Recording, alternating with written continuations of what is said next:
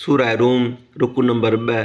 अल्लाह ख़ल्क़ खे नई सिर बणाए थो, वरी उन खे ॿीहर बणाईंदो, वरी ॾांहुं अव्हीं मोटाइबो।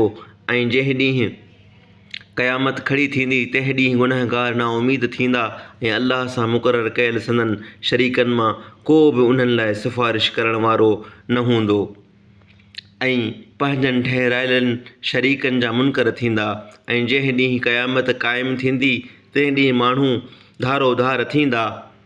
पोइ जिन ईमान आंदो ऐं चङा कम कया से बाग़नि में ख़ुशखबा, ऐं जिन कुफ़्र कयो ऐं असांजे आयतुनि खे ऐं क़यामत जे मिलण खे कूड़ो ॼातो से अज़ाब में हाज़िर कयल हूंदा।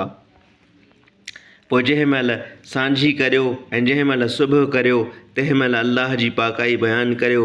ऐं आसमाननि ऐं ज़मीन में उन जी साराह आहे। ऐं पोइ पहर जंहिं महिल मंझंदि करियो तंहिं महिल बि पाकाई बयानु करियो।